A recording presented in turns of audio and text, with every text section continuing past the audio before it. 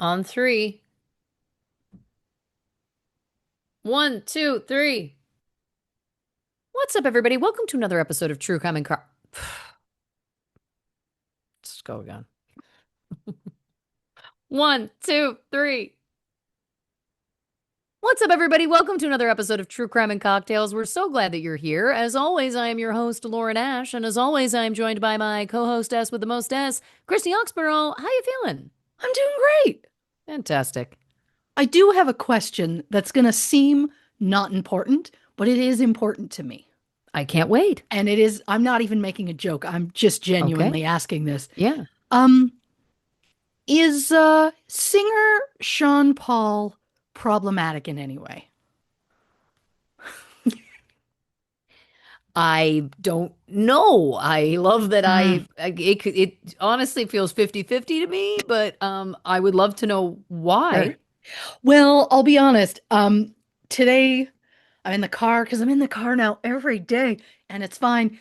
But I was in the car and the radio, I was flipping through and I got to one and Get Busy came on and something happens within my soul when that music comes on that it's like just somehow a weird combination of pure joy and absolute inappropriateness. Like I'm just my hips start moving, even though I'm in a vehicle. It's like focus on driving safely. But my brain is like, but I gotta get busy. Like I love the song so much. It's just I think it's partially nostalgia because it takes me back to like because that was a big hit in my bar days back in the day.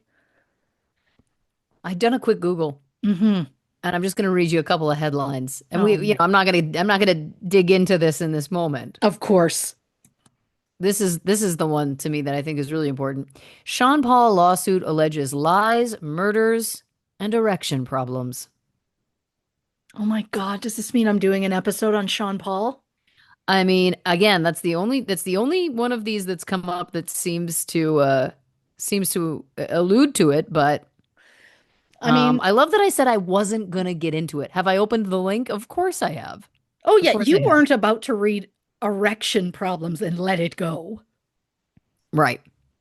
Yeah, apparently this woman has claimed that he had her illegally deported, et cetera, et cetera. When is this from? 2019. So we should Interesting. probably look into see if there's an update on that. But here's the Google AI, which is the AI overviews, by the way, Oh no. not trustworthy. No. Not trustworthy. It does say he's not widely considered problematic, though some criticisms exist, such as allegations of emotional distress from a past partner, critiques of his music's perceived lyrical monotony, Mm-hmm. um, Mm-hmm. and cultural exploitation. Mm. But anyway, so what I'll say is this: in the grand scheme of the world where we live, where Yeah. people are absolute garbage, and there's Yeah.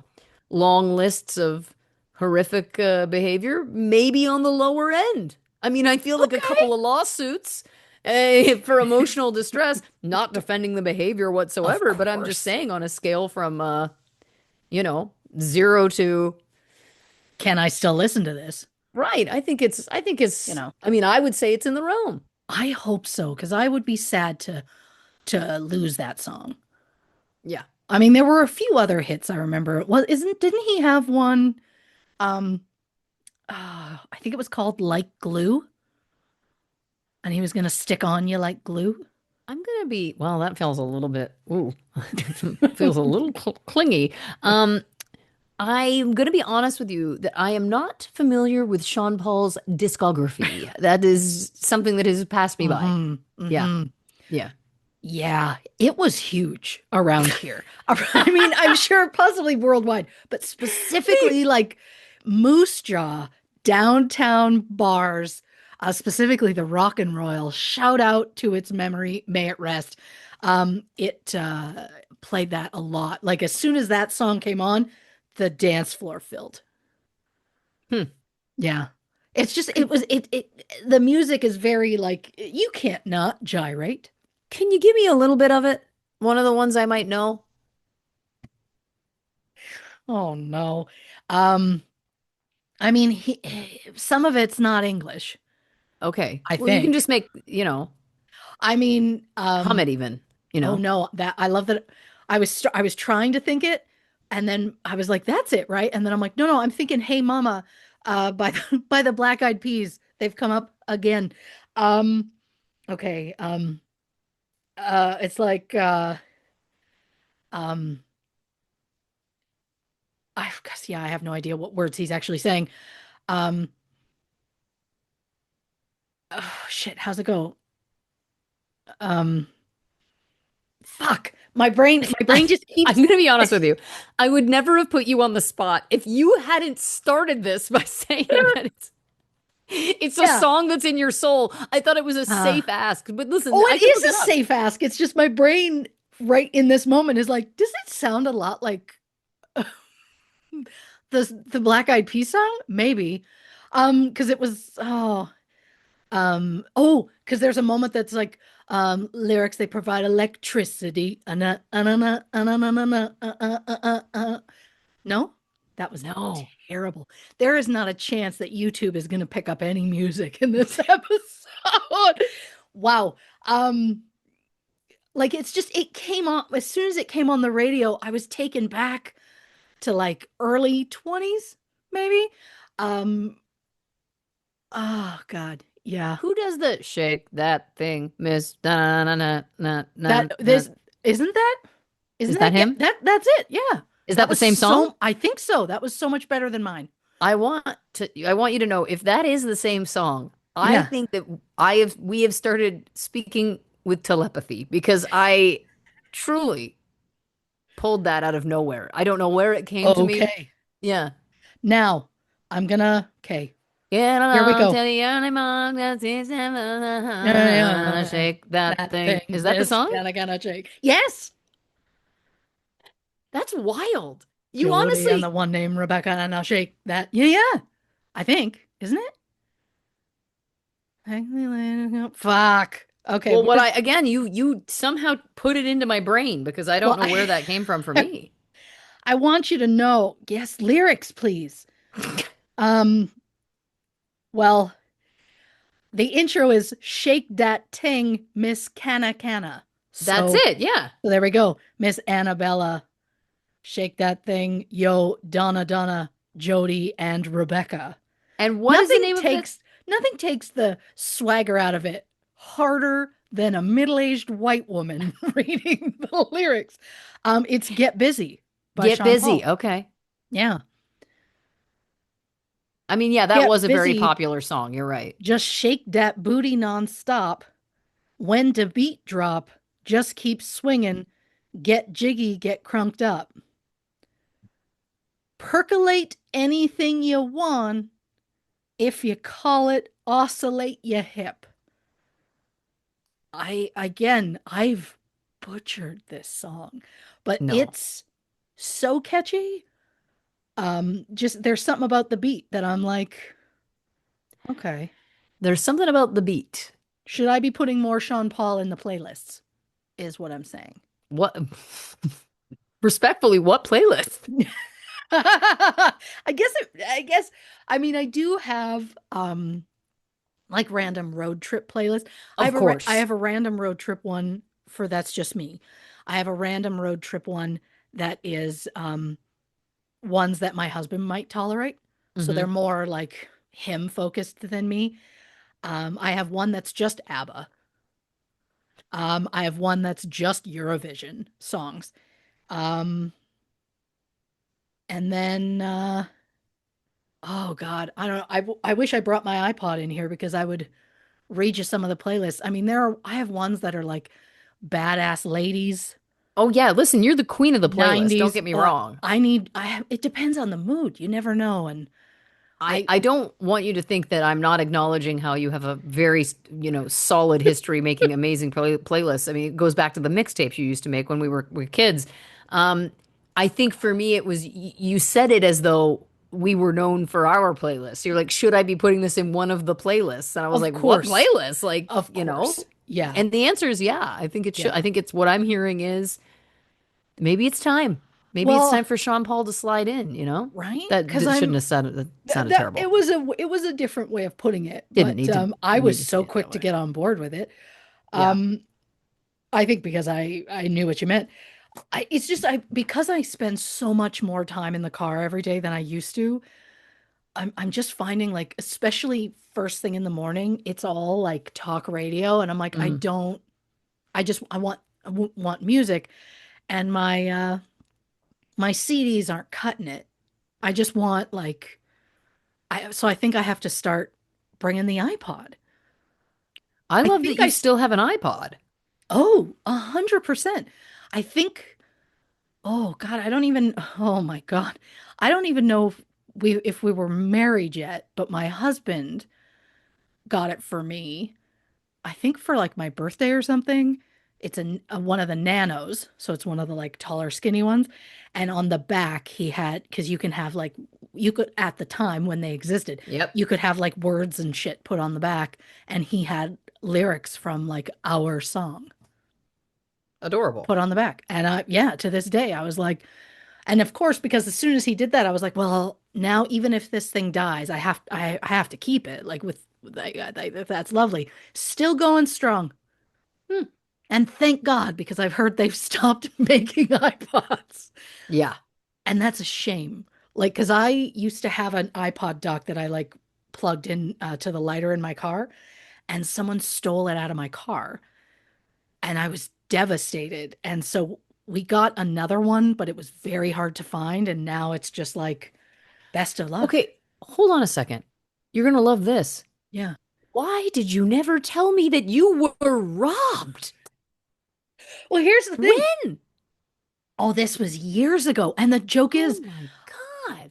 I I kind of was very like, did that get stolen? I don't know. It's the only explanation I can come up with because it would have been in my car, like, because I used to have it all the time. And then anytime I was in the car, no matter the distance, the iPod was coming with me. And then at one point, I went to sometimes I'll take it out and put it in the console. And then one day I went to put the iPod in and realized, oh, my thing wasn't there. Checked the console. It was nowhere. I was like, must have fallen under a seat. I checked that car. That car has been like thoroughly gone through so many times. We've never found it. So I just Huh. assume it was stolen. I wasn't Something the else missing. best. No, I wasn't the best back in the day as far as like making sure I always locked my doors. Now I lock it no matter what's in the car. I like the idea that someone was like, look at that sweet iPod dock. I want Mhm. that for my own. Mhm. Like, I mean, and that wild. I may have just somehow lost it, but it never left the car. I was gonna say, how could you lose that item that would be so difficult to lose? Yeah. So that's why I've always just assumed it was stolen. But I will also say this, not only do I use that iPod and like if I'm doing dishes or if I'm doing anything upstairs, I'll put that on. I was listening to the ABBA playlist earlier today while I was washing dishes. Um, and then my youngest two have an iPod their uncle gave them because he years ago he lost his iPod and then he got a new one. He lost it at the beginning of winter. This is important for the story. And then he couldn't find it for the longest time, so he bought himself a new iPod. You know the uncle Of course. in my brother-in-law. Um and then when winter left and the snow melted, he went, "Oh, there's my iPod," in the parking lot of his apartment building. And it had just been like left in the snow and all of his still works. That's So he's crazy. like, "Just do any of the kids want this?" And I went, "I don't know." And I think my oldest used it for a bit and then always has music on his phone. So passed it down to the other two and they have like an iPod dock and I make playlists for them all the time. Yeah. And it's like whatever they hear that they're like, I'd like that. Like the youngest um seems to like Sabrina Carpenter. Okay. And then anything that he hears like in any sort of like sport video game, Yeah. any sort of like amp up kind of music. He likes that. And then there was a day we were in the car and he goes, "Isn't this that Benson Boone guy?" And I was like, "The fact that you even know who Benson Boone is." They also do have a playlist specifically called TikTok songs because they're all just songs that are popular TikToks. So when they listen to it, they're like, "Yeah, I've heard this song before." Right. So yeah, we're a two iPod home. That's wild. I'm devastated that they don't make them anymore because I was looking in the last year because I wanted to upgrade them and get the kids a better one than one that lived in a snowbank for 6 months, but still miraculously works. Yeah, I was looking to like upgrade it, and then it was like, oh yeah, they don't sell those anymore. Yeah. And then finding them like um, secondhand also wasn't easy. So Well, that's the thing about the antiquated technology. It gets pricey. yeah, Gets pricey when you try and get it yeah. again. And I'll say it when whenever I'm traveling, like anytime I've gone on a plane in the last like decade plus, I take that iPod and I have little earbuds connected on the cord. I use the connected earbuds because they're my favorite Yeah. and I won't lose them. And I just Yeah. don't think the loose ones, I think I just don't like how thick they are to go into your ear. Mm. I'm not into that. See, I can only do the early generation iPods. I iPods. That's what they're called. AirPods. AirPods? AirPods. What was yeah, my God. Between you I trying hope you're to all that Sean Paul song and me trying to name an item of technology, Jesus, welcome to this middle-aged Mhm. podcast where two women just search for words that they've known for years. We've never once said that we're hip, Nope. and we've never once denied our ages. Nope. We are just true to who we are. 100%. We want to know about 100%. Apple technology from 20 years ago Yeah, and Sean Paul. exactly.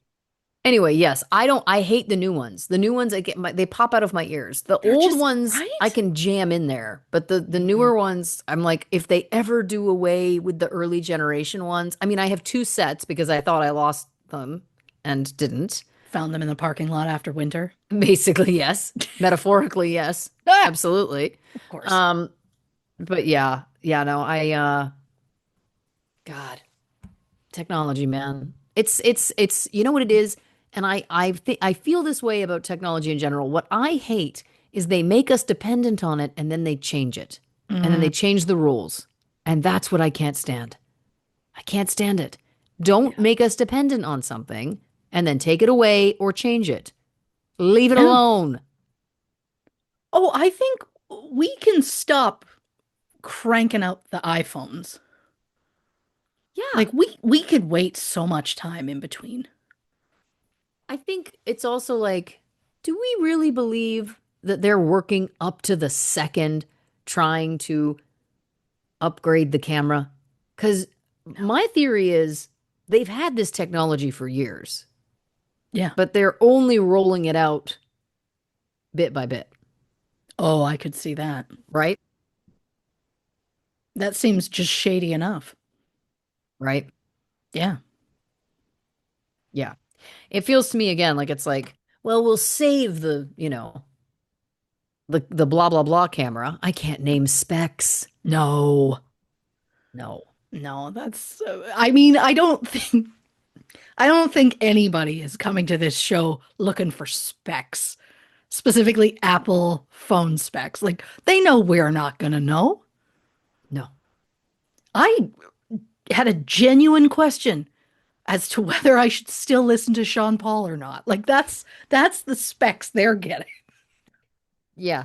And is you're all so what's welcome. on the playlist. Like that's it. Oh, I do also have a playlist called Flight Anxieties for songs that are supposed to, make you feel better. I have one called Good Cry Mm. in case you just, you need a good cry. Um, I have one that's just, devastating. Is that what it's It's called? yeah, it's heavy. And I'm like, why would I ever want to do that? Some days you just need to. Some days you just need to. Yeah, Some days you just need to. it is what it is. Yeah. God, I've now just suddenly started to panic at the thought that something is going to happen and I won't have an iPod anymore. I'm like, my phone battery does not last enough that I can start using this for music. Right. I can't do that. I just let me have, I mean, nothing's wrong with it. It's fine. I just want to keep using the iPod. Yeah. Maybe I wait 10 years and they'll bring one out as like, uh-oh, ha, retro. You know what I mean? Yeah. And then I'll be like, well, it's not quite the same, but it's close. Yeah. I don't know. I also, Listen, I mean, I used to that's have all the we can little hope for. shuffle, the little tiny one that didn't have a screen and was like an inch. I loved that thing. Right. Mm. I that freaked me out. There wasn't enough control.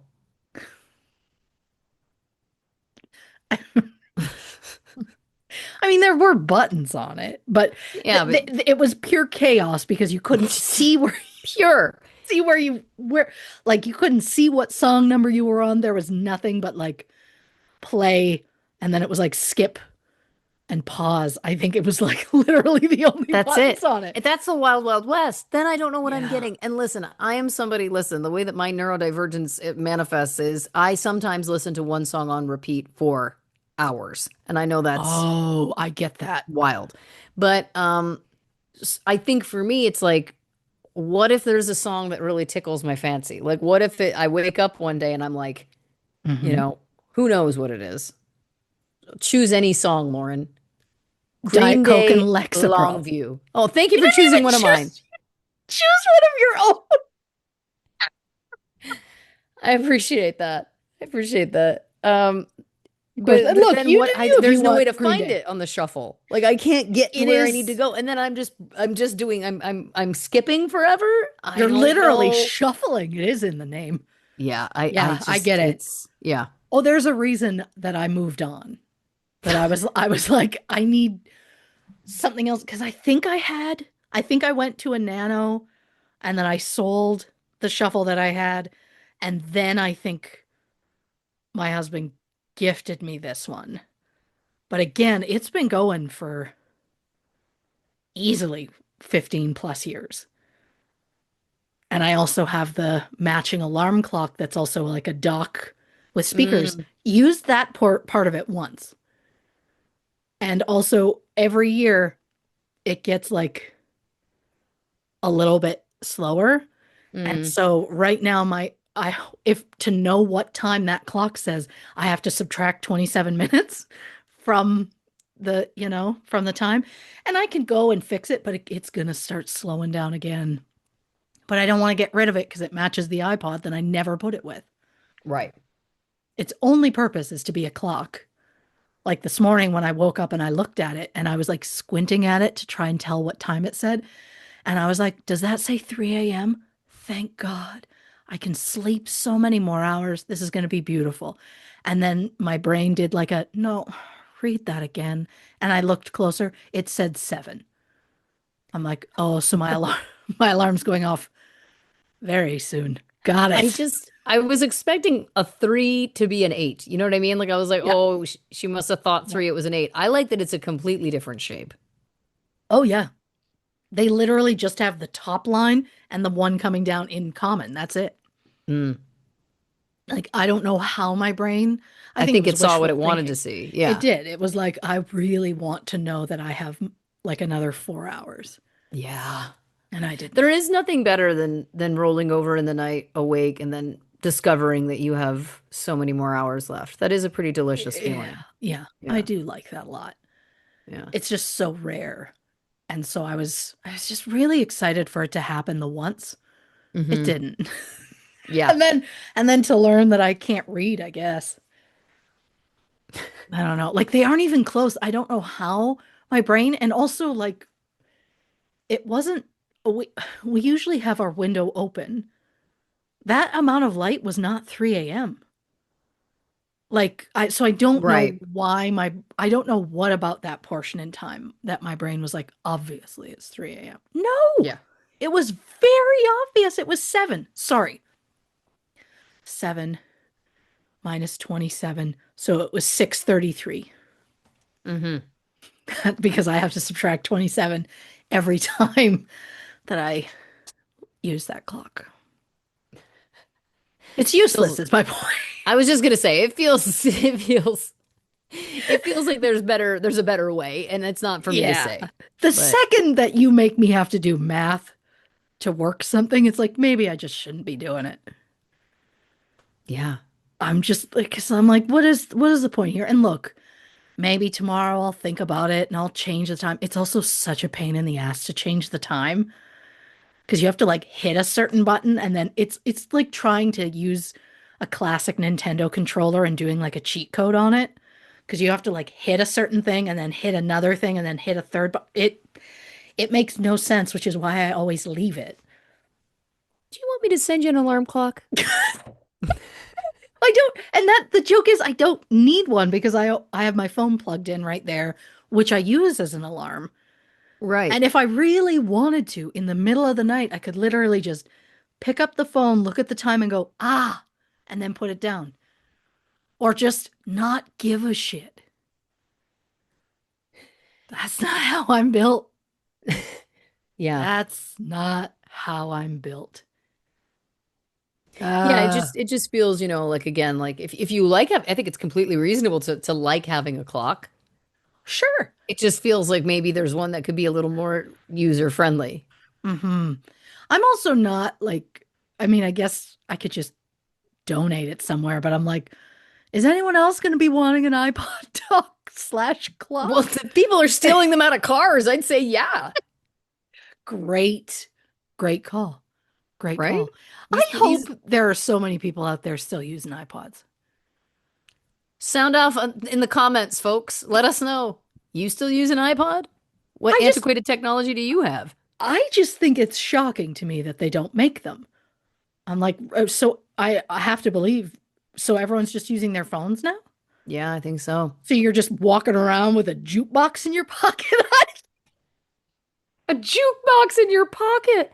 Well, that's kind of what you were doing with the iPod. What's the idea that I was like, you mean your phone multitasks? That's what wrecks my brain because I'm like, iPod, one job. Hmm. It's gonna light up your soul, and that's it. The phone, it's gonna crush your soul, but it's already got enough stuff: calculator, clock, social media, all like phone, I um, I just camera. I'm not trying to call you out, but the fact that you went to list the other things that phones do, and I think the first thing you said was calculator is the purest thing I've ever heard. Oh, what's your I, phone doing? This plays your music and does your math? I mean, I am of the age that in the 10th grade, my math teacher, whose name I loved that I completely forgot, he was kind of an ass to me, so that's fine. Um, we were working on some sort of math problem and he asked for an answer and nobody had one. And then he went, "Come on, people. It's not like you're going to walk around with a calculator in your pocket in the future." And the second smartphones came out, I did like a ha to that guy whose name I can't remember. He did Didn't make not an see this impact. coming. Did not see it coming at all. He's somewhere right now shaking his fist at a phone. You Oh, know what I'm I sure mean? of it. Yeah. Yeah. That guy's definitely still using an iPod. Yeah. Yeah. Well, oh, I just assume he had vinyl. Why? I think we're really writing a story about this I should man. have I should have gone with like, I don't know, 8 track or CDs or something. I don't the fact that I've already mentioned a jukebox is Walking around with a jukebox in your pocket. That sounds like a song lyric. Walking around with a jukebox in your pocket, yeah, seeing a face and you just say, "Hey, fuck it." It's the jukebox that turned into a calculator. The two main uses of a cell phone. I mean, I think the thing that's the most unfortunate is that the calculator on our cell phones isn't making the word boobless for us as like it I used to, know. you know? I know. Like, what's even the point? That's why you keep the calculator around. Exactly. I do use the calculator app a lot, like an embarrassing amount. I think everybody does. I don't think that's embarrassing. That's why that's why I was like, what functions does it do? And my first thought was obviously, was I listing them in order of how much I use them? Maybe. Phone was low on the list, so I feel like that's probably, Ah, yeah. yeah, really. I mean, what do I use the phone for? Calculator, camera, video machine, because that's how I watch my video. Video machine. I think Stage. probably social media would have been indeed would have been an umbrella term, but I like you're walking around with a video machine in your pocket. Yeah, I don't know what decade I think I'm from, but I think if we uh ever needed like tangible proof of timeline shifting, I think we're there. that I can't keep technology. Like, is it possible that this is a moment? Is this my like quantum leap? Has someone else leaped into my body and they're like, what is this jukebox? It feels like it. Yeah, it does. And what a delight. Um, what you drinking over there? Anything fun? I'm doing some pineapple breeze. It's Oh, just a pineapple juice. I my store ran out and they stopped having it for a month. mm, So I had to go to another store. I know, gross. offensive, rude. Um, Specifically just to find this juice and can't get enough. Listen, I love that. I just crushed a Diet Coke. I'm on the water. We're gonna keep it on, keep rolling. Listen, this episode of the show, we're talking about Birgit Meier. Birgit Meier. I know nothing about this case, and if you don't also, have no fear, we have a synopsis right here. In August 1989, 41-year-old Birgit Meier disappeared from her home in Germany. Police immediately believed that Birgit chose to leave on her own or that she possibly took her own life, but her family refused to believe it. Years later, a potential suspect came to life, but the investigation came to light. But the investigation was quickly dropped. Birgit's brother refused to let it go and devoted his retirement to solving the case. So, what happened to Birgit Meier? Who was responsible? And why did it take police nearly 30 years to solve the case? Christy Oxborrow investigates. This one's gonna get maddening I can't wait. very I live fast. for it. So first off, before I get into it, it has been brought to my attention that I forgot to mention the title of the book that I read prior to episode 228. The book was called I Got a Name, The Murder of Crystal Sennick, and it was written by Eliza Robertson and Miles Dolphin. So my apologies for the omission. It was not in any way intentional. Of course. So a disclaimer for this episode. This episode will contain mentions of rape and suicide, so trigger warning for those who need it. And an additional note, this case takes place in Germany. So I apologize in advance for my pronunciations. I promise you that I've listened to so many people pronounce these words so many times, and I've written them phonetically for myself, so I'm hoping for the best. And just a random lady from Canada doing my best. Of So, course. Birgit Seeloff was born July 9th, 1948 in Wehren, Germany, which is about 173 kilometers north of the country's capital, Berlin, which itself is about 473 kilometers north of Etzelwang, which leads me to a fun short story. Etzelwang has been home to the Schloss, I can do this, Schloss Niedestein Castle since 1466. It was owned by the Brant family, who continued to pass it down through the generations until 2004, when the owner passed away, and 2 years later, his heirs decided to put it on the market. At the time, real estate agent Sabine Gamel had two castles listed on her website. She received an email that read, and I quote, "How much do the castles cost?" Sabine responded with the prices and received a response which read, and I quote, "My name is Nicolas Cage. I don't know if you know me. I'm an actor and I'm interested in your castle." Sabine showed Nicholas the property. He immediately fell in love. He purchased the castle for 2.3 million. He said he was going to renovate the property and learn German. Unfortunately, Mr. Cage ran into some financial issues and ended up selling Schloss Neideschein stuff. I can do this. Schloss Neidestein to a lawyer who returned the castle to its former glory. Fun fact, this was the 11th time that I have randomly brought up Nicolas Cage in my notes since I mentioned that it was now my goal. It's and officially 12 times in a row if you count the initial reference back in the Butcher Baker episode. So, Beautiful. how much do the castles cost? Might be the most Nicolas Cage quote that I've ever heard. Yeah. And I am so charmed. This is what happens when you're like, how can I reference him in this one? Well, you Google Nicolas Cage Germany just to see if anything comes up. Immediate. What I like is that he's sending his own emails still. That's Yeah. beautiful. Well, the article I read that had interviewed the realtor, she was like, it was just like an average email address. Like, it was nothing special. I didn't think anything of it. And she's like, so I didn't expect, my name is Nicolas Cage. Amazing. Just constantly delighted. So back to our regularly scheduled program. In her late teens, Birgit Seeloff got a job as a trainee photographer at a small newspaper, where she met a young typesetter named Harold Meier. The couple had an immediate connection and quickly became friends, which soon turned romantic.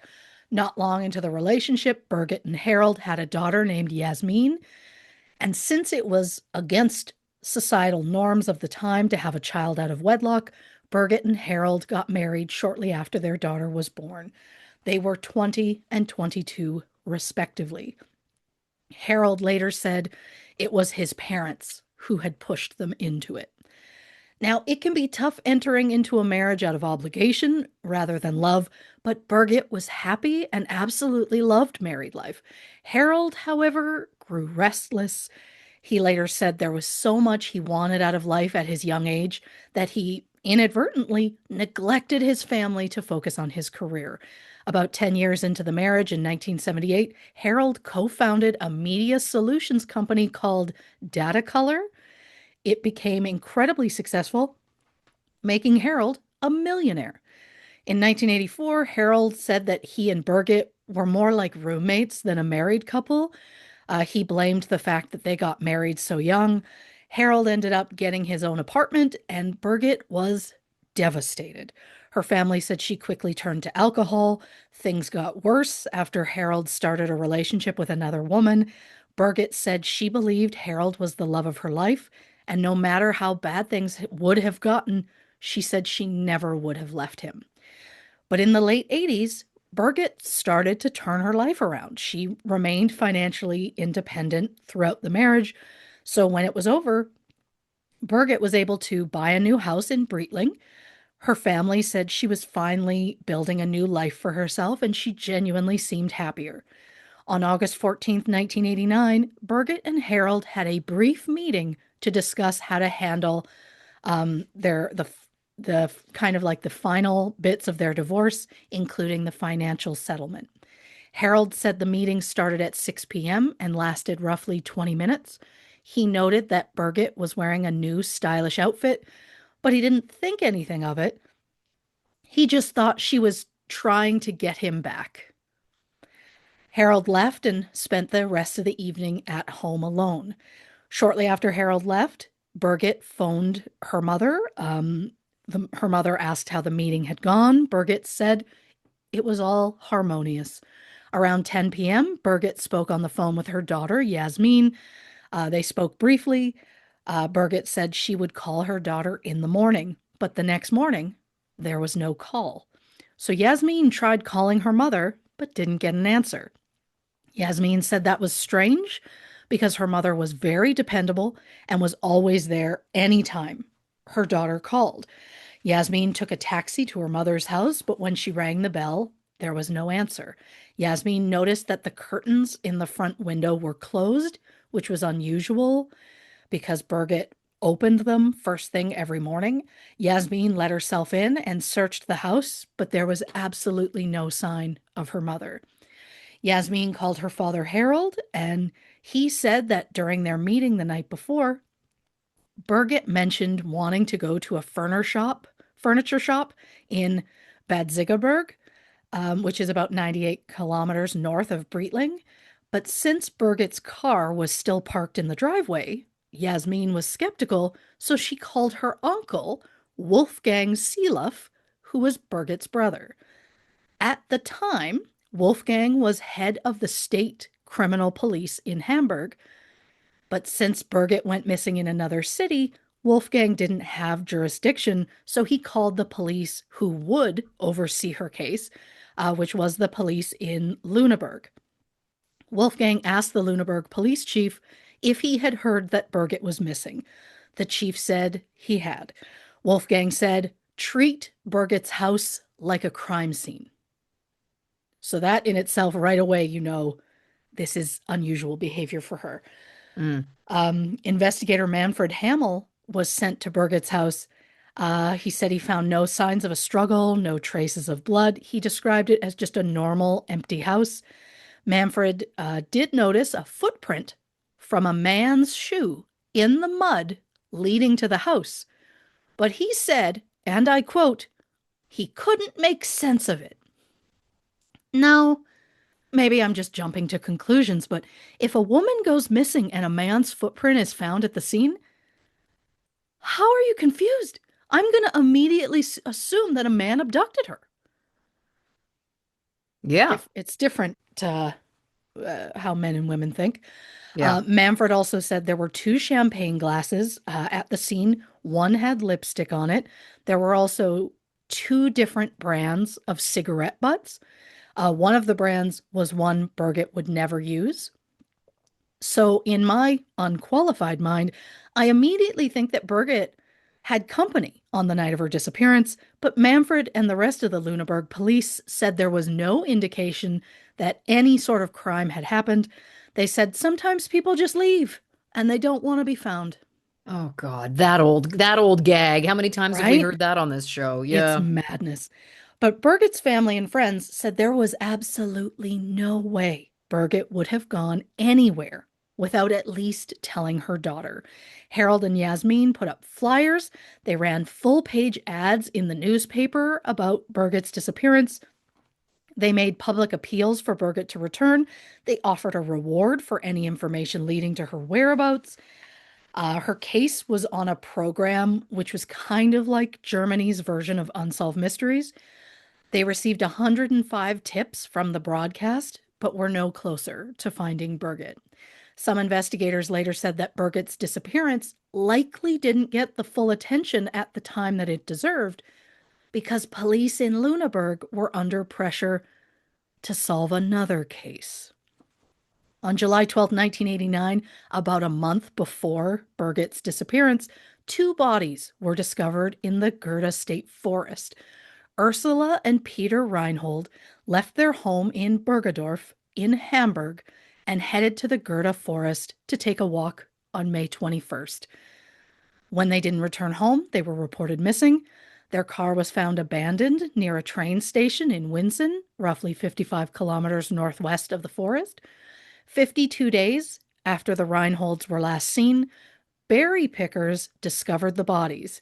Due to high temperatures, both bodies were showing advanced signs of decomp and were partially mummified.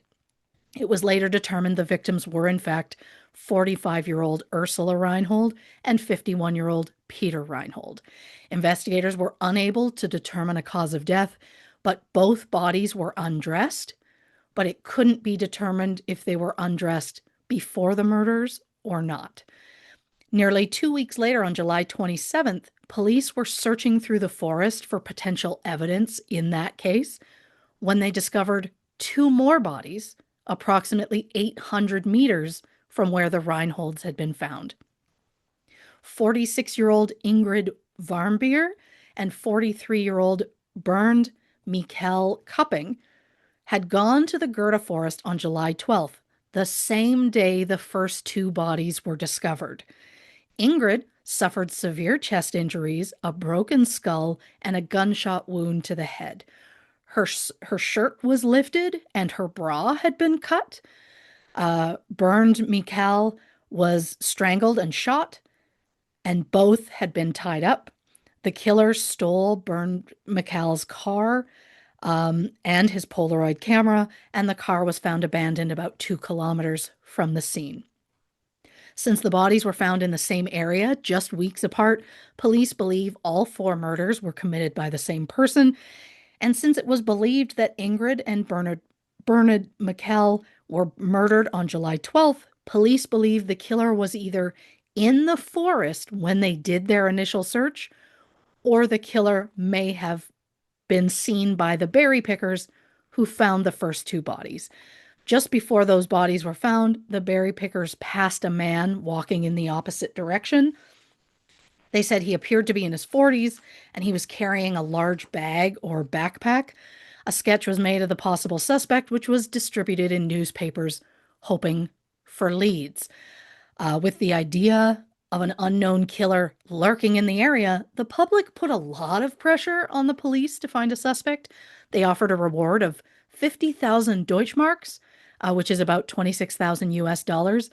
But they didn't have any leads. They didn't even have a possible motive, so the case went cold. And even though the Gerda State Forest was only a few kilometers from Birgit Meier's house, the police immediately ruled out the possibility that the Gerda killer was responsible for Birgit's disappearance. And I know I'm not a cop.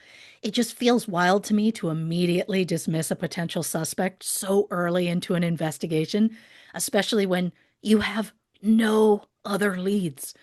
But Yeah. at the time, the police were convinced that Birgit had gone missing of her own volition, even though there was absolutely no evidence to suggest that. On August 29th, 2 weeks after Birgit was last seen, her ID was found at the Central Post Office in Hamburg. The belief is that someone put it in a mailbox in the northwest portion of the city, but police were unable to determine who that might have been. And even though this might have been a sign that Birgit didn't leave on her own, police did not want to change their theory. Weeks later, police spoke with Birgit's friend who had spoken to Birgit the day she went missing.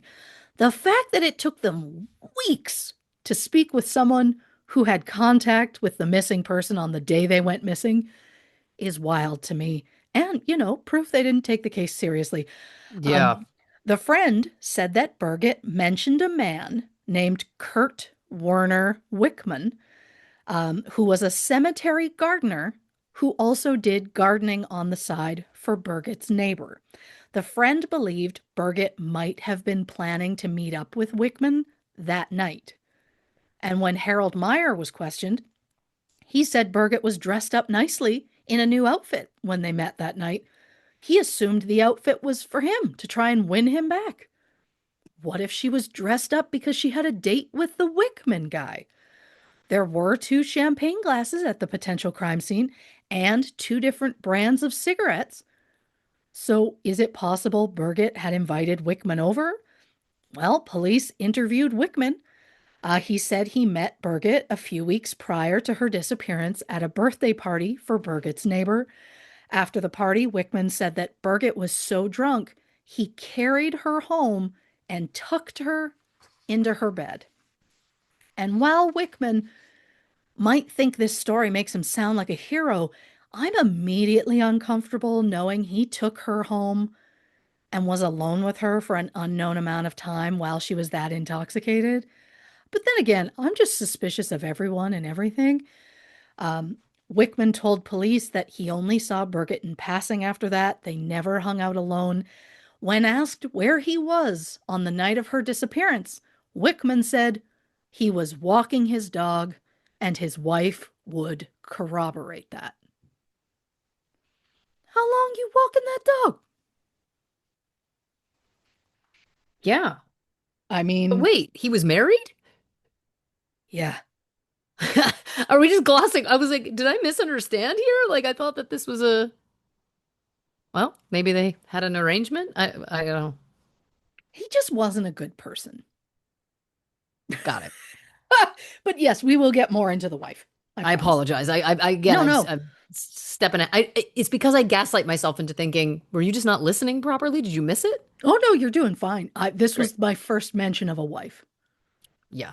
Yeah. Feels like there's, Look, you've got to sprinkle, you've got to like, what was that guy who used to like do the salt thing, Salt Bay or whatever he used to be called? You got to sprinkle. I see what you're doing. You're taking us on a journey, and I should never doubt that you wouldn't. No, I need the doubt. Keeps me on my Salt me toes. up, baby. There we go. It was Salt Season me Bay, up. wasn't it?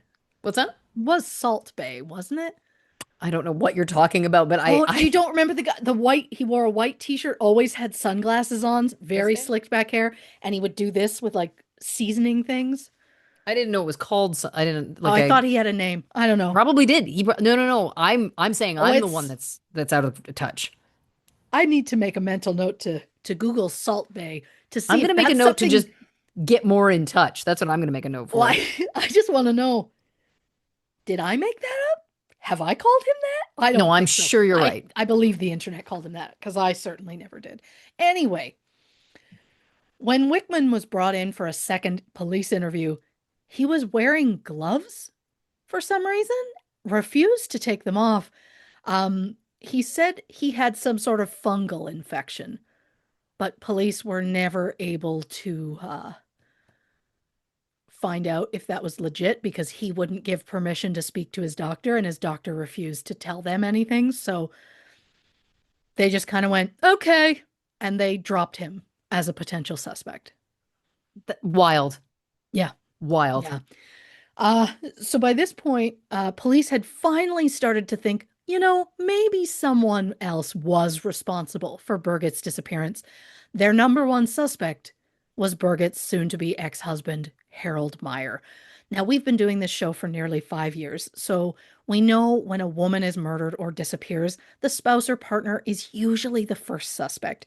So the fact that police zeroed in on Harold isn't a surprise, especially given they were in the middle of a divorce. Police suggested that Harold was upset about the financial agreement and that he killed Birgit to avoid having to pay her. Um, I mean, that could be true, but I will point out that at the time, Harold was a millionaire, and the amount that they had both agreed that Birgit would receive was about 490,000 Deutschmarks, which was like 260,000 US dollars. And while that is a large chunk of money, it was roughly equivalent to the size of the tax rebate that Harold received that year. So So it I doesn't feel don't, like I he's not don't, gonna be it, killed. It's not gonna kill him. yeah, I just don't feel like it was a like large chunk of money to him. Right. Um, I mean, I'm only speculating, but also because they were married for so long, it's likely that Birgit could have asked for way more, Right. but didn't. It just seemed like their entire thing was very amicable. So if the divorce settlement wasn't a possible motive, why would Harold even ever want to harm his soon-to-be ex-wife? Right. Well, according to friends, Birgit carried around a plastic bag full of documents everywhere she went. Sometimes she just left it in the trunk of her car, but she always had it. She was never specific about what those documents were, But Birgit said they would incriminate Harold. In the spring of 1989, so about like 4 months before she disappeared, Birgit called her brother Wolfgang and asked if he could pick her up. Wolfgang said Birgit was so upset she ended up staying with him for a few days, and he noticed she brought this plastic bag with her, and he asked her what it was, and she just said quite a few things that could put Harold away. So, what could Birgit possibly have on Harold? Well, we don't know for sure, of course, but on December 19th, 1988, 8 months before Birgit's disappearance, there was a fire at the printing press factory that Harold owned. He said that while an employee was cleaning the rollers of the printing press, the employee dropped the cleaning cloth in the machine, and because of the chemicals in the cleaner, it started a fire. Most of the building was gutted and the printing press was destroyed. Harold reported the cost of damages to be 9 million Deutschmarks, which is roughly 4.8 million US dollars.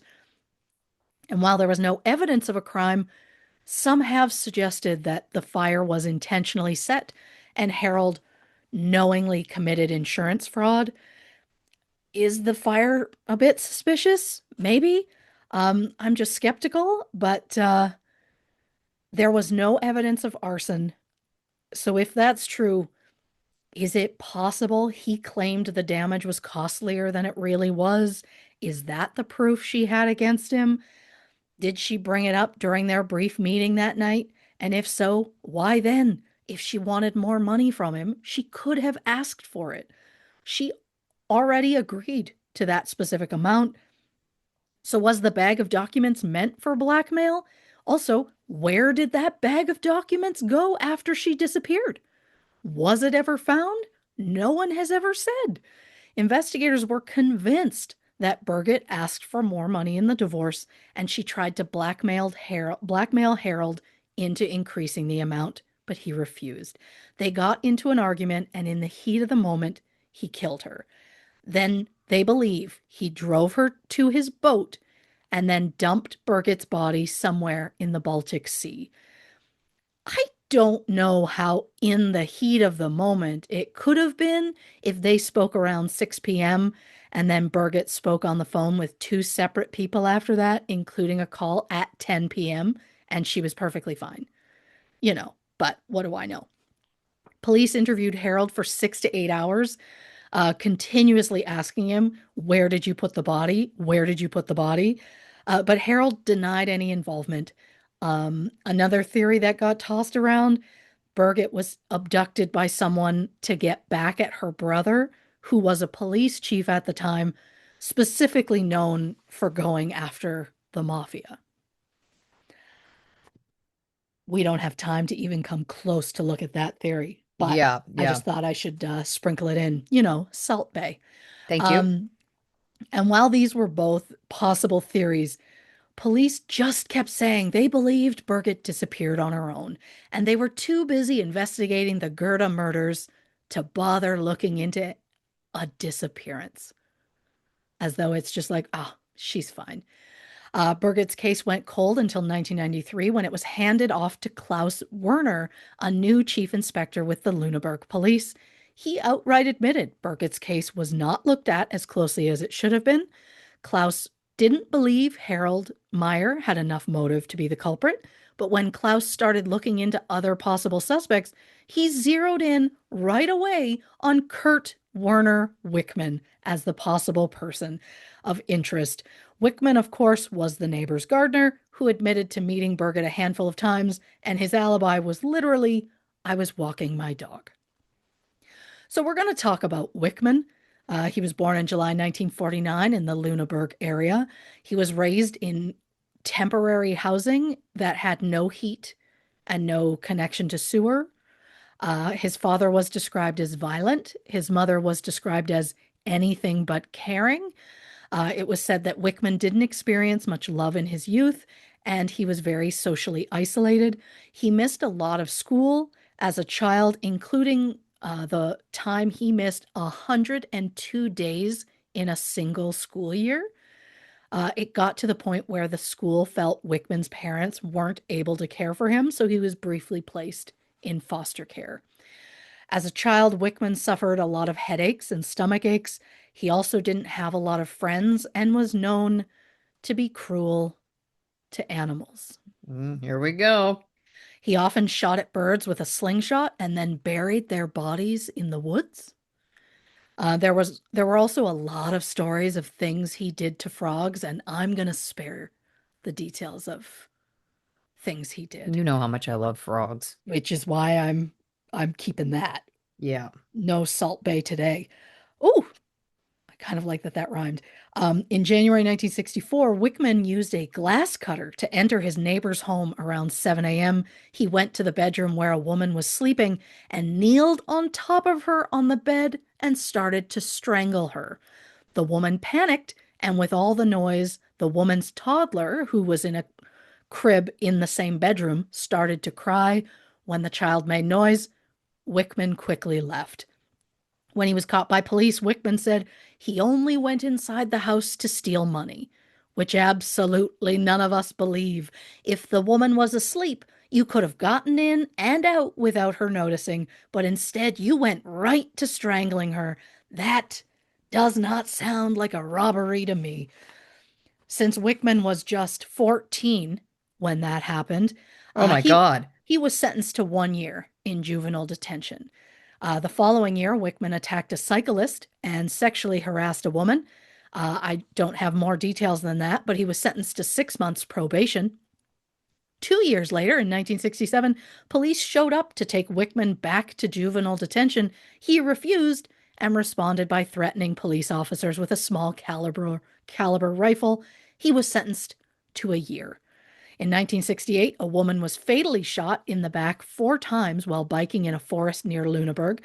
Wickman was suspected of the crime because he was found with a small caliber gun and newspaper clippings about the murder. Wickman was never charged, and to the best of my knowledge, that case remains unsolved.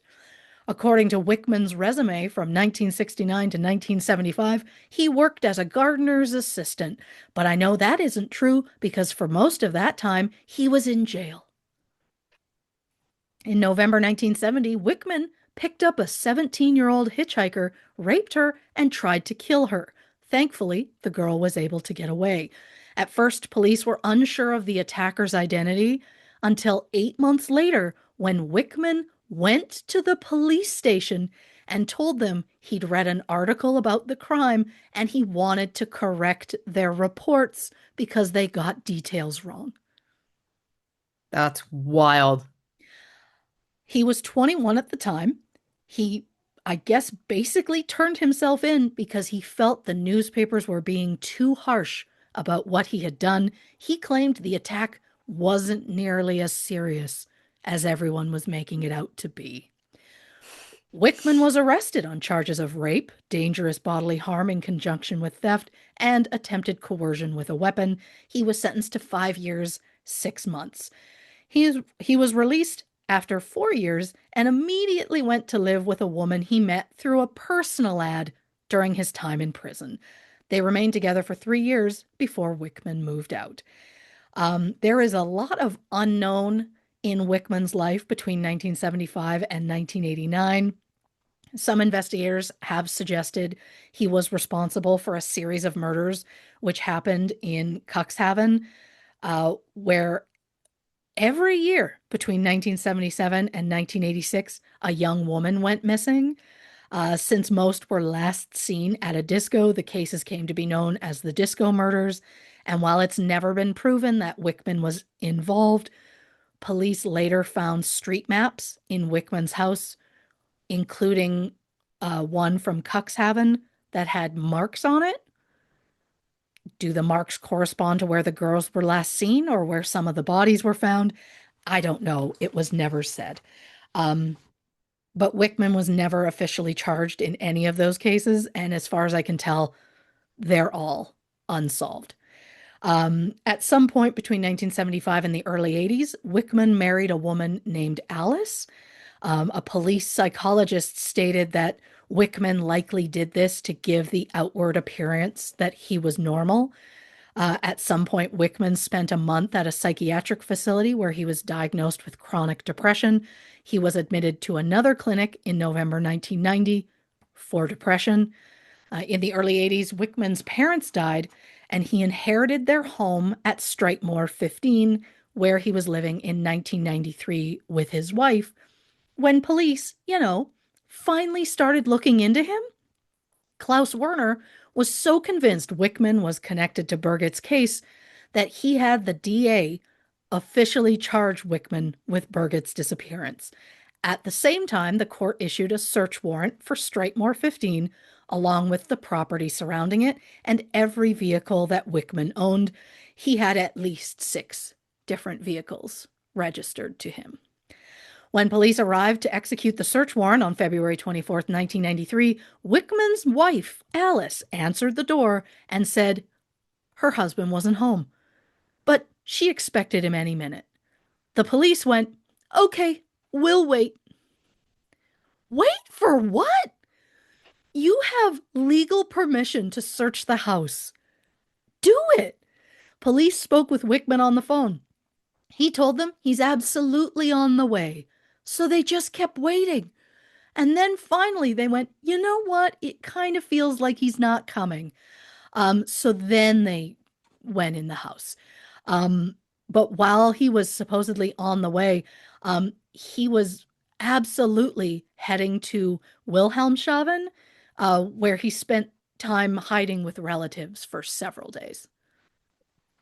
So during the search of the house, police located a secret room in the attic of the house that had a locked door covered in soundproofing.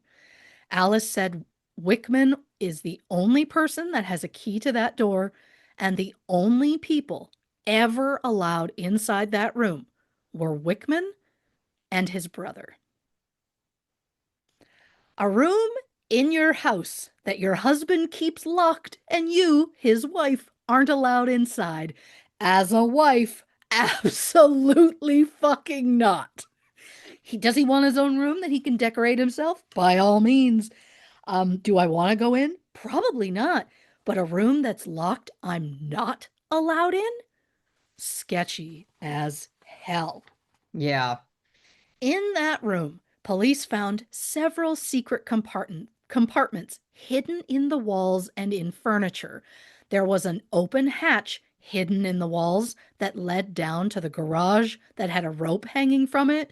So it looked like, for example, someone could be in that room and then find out that, police were at the house, and then they could use that rope to climb down into the garage and make an escape without police noticing, for example. Feels a little damning. Yeah.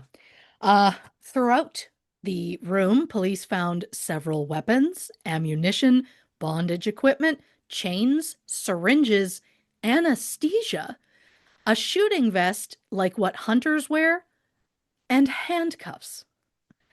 Police searched the full property with metal detectors and cadaver dogs, and both flagged a large rock garden that was near the garage. When they started to dig into the garden, they discovered buried underneath was a full-size car. A red Ford sports coupe imported from America, to be exact. Yeah, this goes places. This is wild. Yeah. Essentially, he put the car there and then built the rock garden up around it, I think, from the looks of it. The car was registered to Wickman in the spring of 1992, and since there weren't any insurance claims on it, he wasn't hiding it to commit fraud. So why would he bury a car? Probably because the back seat had blood stains. Those blood stains were not a match to any known victim, and as far as I can tell, to this day, they've never determined whose blood that was. Wow. The cadaver dogs continued to point to the trunk, which turned out to be empty. But since the dogs kept reacting to it, police believe that at some point there absolutely was a body in Yeah. that trunk. So yeah, I think we can all agree that Wickman likely committed some sort of crime, or more likely crimes. plural. I mean, we kind of got a hint of that the second he ran. He managed to evade police for weeks. Although apparently, while he was on the run, he kept making stops at home, which his wife just never mentioned to the police. At one point, while he was on the run, Wickman called Birgit's brother Wolfgang to say, "You've got the wrong man. I'm innocent." It's weird he would call Birgit's brother about that when it was the police hunting him, not the brother. The brother couldn't be part of the case. Right. So it's weird that he was the choice. He also called Birgit's ex Harold and said, "This is what I get, and I have you and your brother in law to thank. You'll hear from me again." Spoiler alert, no, he didn't. But the incredibly frustrating thing here is, despite finding an unknown person's blood at Wickman's house, specifically in the car, police never issued an arrest warrant. They never attempted a manhunt. Wickman was free to travel throughout the country, and if he ever ran into other police, they wouldn't know he was a potential murderer. For example, while on the run, Wickman got stopped by police driving a Mercedes that had been reported stolen. It was Wickman's own car. And for some reason, he himself reported it stolen. Wickman told the police he lied about it being stolen because he was trying to hide the car from his wife. The police said, "Okay," and let him go on his way. Jesus. Wickman remained on the run for 50 days until April 15th when he got into some sort of car accident in Bad Wimpfen. The accident details are unknown, but when police arrived on scene, they discovered machine gun parts and ammunition in hiding spots throughout the car, along with a large sum of money. Wickman was temporarily detained and turned over to the local police before being arrested. The only reason he was arrested was because of the War Weapons Control Act. If he didn't get caught with machine guns, he would not have been detained at all, because despite being wanted for a possible murder, an arrest warrant still hadn't been issued. So wild. It's insane. So once he was caught with the machine guns, the Lüneburg police finally issued a warrant for his arrest. Wickman was sent to jail to await trial, but 10 days later, he took his own life in his cell. Wowzer. He was 43. The moment authorities learned that Wickman was dead, they told the people investigating his case to stop. They said, since he was dead, there was never a chance things could go to trial, so what was the point in moving forward? And look, I get the concept that Wickman wouldn't be able to defend himself against allegations, but I think it's absolute bullshit to not attempt to get justice for Birgit and any other victim linked to Wickman. Like whoever's blood was found in the backseat of the car buried in his property. So now the investigation had stopped. Police decided, you know what? I don't know if Wickman was the person who did anything to Birgit. I bet it was Harold. Let's stick with Harold. So they went back to complaining and blaming the ex-husband. But please don't think that that means they actually did something about the case, because they didn't. They could not find any evidence that Harold was involved. They just continued to harass him and blame him publicly anyway. And Birgit's case just kept going unsolved. Jump ahead to 2002, nearly a decade after Wickman's death, Birgit's brother Wolfgang Seeloff retires from the police force. And since he has time on his hands now, he decides if the Lüneburg police aren't going to solve his sister's case, he will. So Wolfgang puts together a team of retired experts, including the former chief of Hamburg Criminal Investigation Department, Reinhard Seedor, a former police psychologist, Claudia Brockman, and a lawyer, Gerd Strada. Why a lawyer? because the DA's office was willing to give Wolfgang access to some of the files in his sister's case. They wouldn't give him everything. He needed a little, legal help to get everything. And you know what? It worked. Um, this team of retirees was shown in the Netflix documentary Dig Deeper, The Disappearance of Birgit Meier. Watching them use their expertise to try and solve a crime was fascinating.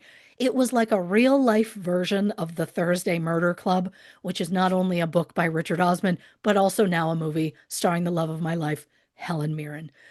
Um, when Wolfgang's team looked through the files, they were deeply disappointed with the level of police work that had been done. It seemed like the original police officers did not really investigate the case at all. Even though there was evidence that Wickman was a potential suspect, the files all indicated they believed either Harold was involved or Birgit took her own life. The exact quote from one of the officers from back in the day was, "Wait for the cornfields to be harvested, then we'll find her." As though it was like she went out into a field to, Right. it's just horrific. There was no evidence of any kind that Birgit took her own life. So to suggest that was the most likely outcome was just, I'll say it, lazy police work. There were multiple signs that someone else was in her house the night she disappeared, but they just ignored them all. According to the police report, Birgit's patio door was open. It was discovered open. And yet, police never questioned it. When Wolfgang asked some of the former investigators about it, they said, "Oh, yeah, they figured she just probably left the door open because it was warm that night." What good would it do to open a patio door on the main floor when her bedroom was on the second floor? Is it possible that whoever took her left that door open? It was also determined that Birgit's watch, glasses, keys, and handbag were all missing, as well as the new outfit that Harold had seen her in hours before. Police at the time also didn't look into the fact that there were two different brands of cigarette butts at the house, meaning someone else was most likely there. The report made a note of a crumpled tissue that was found on the bedroom floor. It was never taken into evidence, so we don't know what that was about. Oh, great. Um, then there's the fact that someone interviewed Birgit's neighbor, and the woman who lived right across the street said she heard a motor running that night around 1:30 a.m. She said it ran so long that she struggled to go back to sleep. Does this mean someone went inside to get Birgit while someone waited in the car? Or does this mean someone who took her left the car running while they went inside, grabbed her, and came back out? So at this point, Wolfgang and his newly assembled team looked through everything the police had, and for them, the main suspect was Kurt Werner Wickman. They read through the suicide note that he had left in his cell. It was written to his wife, Alice, and there's a quote from it: "My dearest, I'm immensely sad, sad that I ruined our life together, but to be honest, isn't what I have planned better for you than me going to jail for years?" Which sounds like he knew police were going to find something pretty serious, because he likely would not have been given years for those gun charges, but he Right. knew he was going away for a long time. In the letter, Wickman asked his brother to clean out the gutters on the house, which I'm wondering, was that a code of something? And then asked that his wife and his brother join forces to keep the family or the house in the family no matter what. And while this may be reaching, it seems suspicious he doesn't want the house to ever be sold, as though he's worried what, I don't know, maybe new people might find if they move into the house, maybe do some renovations, who knows? Like maybe new people would move in and go, "Oh, I hate this rock garden. Surprise, it's a bloody car." Just Wild. maybe that's what he was trying to avoid. According to the psychologist Claudia Brockman, the letter showed no signs of guilt, no signs of regret, and it felt like Wickman was trying to just continue the facade that he led a normal life. And while the team looked into Wickman, they discovered an armchair detective slash self-described hobby criminalist named Jens Furman. Well, Jens had information about Wickman that police did not know. Jens found a series of old personal ads in newspapers and sex magazines that appear to be written by Wickman, who described himself as, quote, young, well hung, bi guy who loves anal and leather. There were also ads from the same person looking for people interested in group sex, stating there were good possibilities for long term relationships. And I have absolutely no judgment for him posting the ads. You do you. When it potentially harmed someone or outright led to murder, then I'm going to start judging. As long as everyone involved is a consenting adult, have a great time. Um, but one personal ad in the Hamburg Evening paper, Wickman connected with a married woman who chose to remain nameless. She said her husband had been cheating on her, and she was looking for some fun, maybe just a bit of flirting and attention. The woman said Wickman got violent with her on multiple occasions, like the time he just tried to strangle her out of nowhere, or the other time when he handcuffed her to a radiator. Then one day, Wickman suggested they fake a kidnapping and force the woman's husband to pay a ransom. Oh my God. The woman refused, saying she would never put her children through something like that. They got into an argument, and shockingly, she never saw him again. Some have suggested that Wickman might have made a similar suggestion to Birgit and that he may have turned violent if she turned him down. Wickman continued to post personal ads, and shortly before the Gerda State Forest murders, Wickman posted an ad looking for two people to have sex with in the woods. I wrote it earlier. I was like, what's his alibi during those time frames? Right? Yep. Yep. Again, if he was only looking to have sex in the woods, cool. But is this how he lured those couples into the forest in the first place?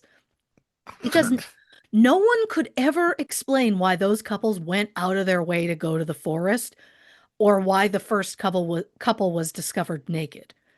Is it possible he lured them to the woods with the full plan of killing them? The sex magazine ads included naked photos, which very clearly seemed to be him. Did his wife know about all of these things that were going on? 100%. She complained to friends all the time that he was cheating on her. Wolfgang's team believed the ads might be proof that Wickman was responsible for the Gerda murders, and the suicide note might be proof that something regarding Birgit's case or some sort of murder was hidden at Wickman's house. They approached the Lüneburg police and asked them to reopen the investigation. But the police said, sorry, the DA's office told us no, so our hands are tied. Did they even ask? We don't know. Birgit's case remained cold for another decade when in 2012, Wolfgang decided if the police weren't going to search Wickman's house at Stripemore 15, he was going to damn well do it himself. But since he was no longer a police officer, he didn't have any power or jurisdiction of any kind. So Wolfgang's plan was to approach the current homeowner and offer to just outright buy the house. At the time, the property belonged to Hans Otto Rudloff, a close friend of Wickman's. After Wickman's death, the property was left to his widow, Alice. Shortly after, she married his good friend, Rudloff. Interesting. The property was left to him after Alice's death in 2006, and Rudloff had been living there alone ever since. But Wolfgang didn't have the money to buy the house. But who do we know in this story who's loaded He approached his former brother-in-law, Harold Meier, and asked if he would put up the money. Harold said no. Oh, He called the mere idea macabre. He said it would keep the awful memories alive.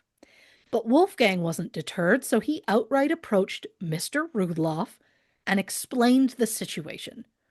And surprisingly, Rudloff gave Wolfgang and his team full permission. Search wherever in the house, the property, whatever you need, do whatever. And when they went to that secret room in the attic that they had read about in the police report, they discovered the entire room had been left exactly as it was back in 1993. whoa. All Wickman's stuff, including photo albums, dirty magazines, all of it, was exactly where he had left it. Rudloff said, well, when he moved in, they didn't need the room, so they just kind of left it. Sometimes they used it as storage and would put like boxes in there, but otherwise they just never touched the room. So in the room, the team found a series of videotapes, about 80 of them, with material that Wolfgang said fell into one of three categories: pornography, Nazi related, Oh, and real life crime shows. oh God. So, based on the various personal ads that Wickman had posted, we aren't the least bit surprised to learn he had his own collection of porn. Right. And based on the fact that there was a Nazi war flag flying at full mast on his property when police searched it in 1993, we're not surprised he had an interest in anything Nazi related. Oh boy. So that makes sense. Um, but it's the third category of videos that might be maybe a surprise. Who knows? He recorded every single news broadcast and crime show that mentioned the murders of two female hitchhikers in Ludwigshafen, the Gerda Forest murders, and Birgit Meier's disappearance. Nothing else, just those. These videotapes appear to have been missed during the initial search in 1993. Of course. Also missed during the initial search, Wolfgang and his team discovered a listening device hidden in the walls that was connected to an apartment in the basement that the Wickmans used to rent out to various tenants. What? Another item missed in that search was a Commodore computer that used a BTX system, which gave access to publicly available information. Basically, it was like a computer program that acted like a phone book. According to that system, Wickman had done searches for the address belonging to Bernard Mikkel Cupping, one of the victims of the Gerda Forest murders. Jesus. So he posted an ad looking for people to have sex with him in the forest and also searched one of the victims' addresses. How many connections can you have to a crime before you start looking guilty? Because if Wickman was responsible for the Gerda murders, it would put him in the category of serial killer. Of course. So Wolfgang and his team are absolutely convinced at this point that Wickman was connected to multiple murders. So they approached the new police chief in Lüneburg, who agreed to reopen Birgit's case. Chief Superintendent Richard Kaufman was named as the lead investigator for the cold case team that they called Team Interim. And I'll say it, based on the interviews in the documentary, for an older gentleman, Richard had a vibe. And I don't know if it's because of his fresh haircut or his piercing blue eyes or the fact that he was wearing dark denim jeans, which I'm really attracted to for some reason, or simply the fact that he was seeking justice in a case that had been ignored by police. Or maybe Blanche was wandering the desert in that documentary and she got thirsty and Richard was a mirage. I don't know. Maybe it was all of the above. Either way, I don't have time for this. So Richard goes through the old files. He discovers so many things were missing, including a blood sample they'd taken from Wickman when he first got sent to prison. Richard was told that Birgit's case hadn't been opened as a capital crime or a violent crime. it was still listed as just a missing persons case. So, yeah, some of the files and potential evidence had been destroyed. The idea that police would destroy anything from a case before it was officially solved is wild to me. And the fact that they still considered Birgit as simply missing after more than 20 years is insane. But one thing that thankfully still existed was a list of items that had been seized from Wickman's house in 1993.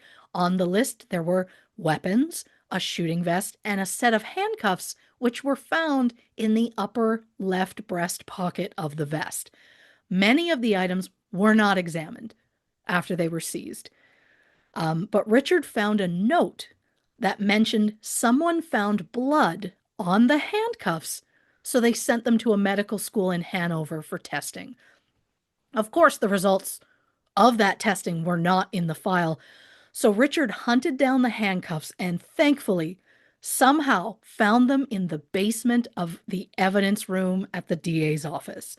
The handcuffs again were sent to a lab for testing. While that was happening, Birgit's daughter Yasmin and her ex-husband Harold both willingly gave DNA so that investigators could make a DNA profile for Birgit.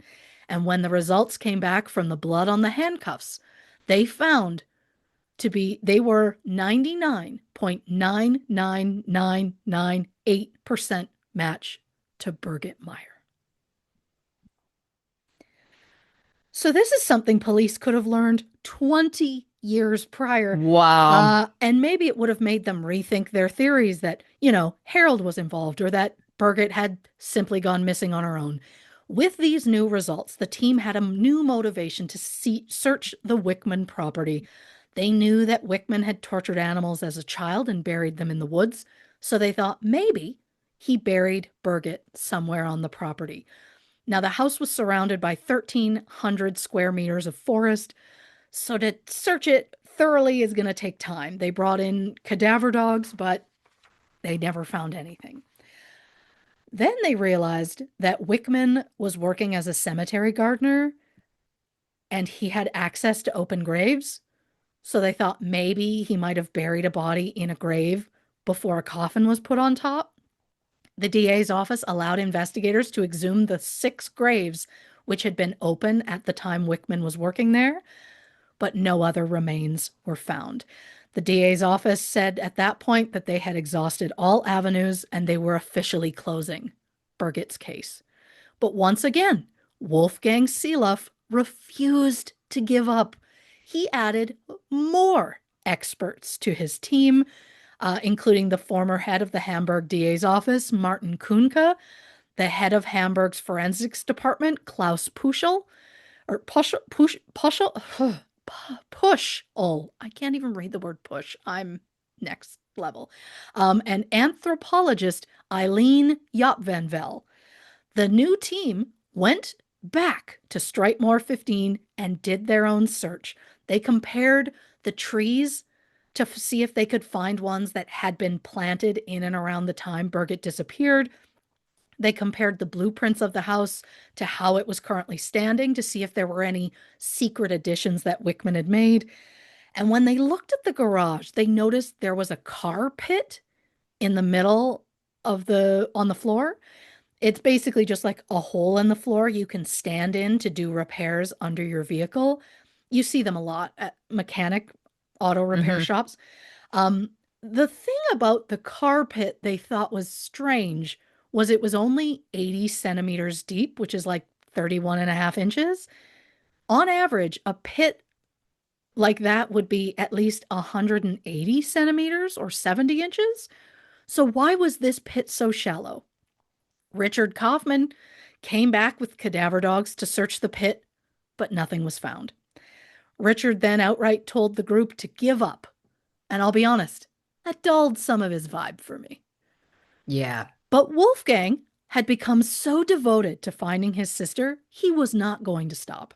He was adamant that the car pit held some sort of secret. So in September 2017, his team agreed to go back and search it one more time. This time, Harold Meyer even came with them. The team opened the floor of the car pit in a few spots. They used a meter-long drill to do large holes, but found nothing. And then, as they were like deciding, I guess this is it, somebody that was in the pit took a step back and their foot went through a weak spot on the floor. When they started digging in that spot, they found a human metatarsal bone.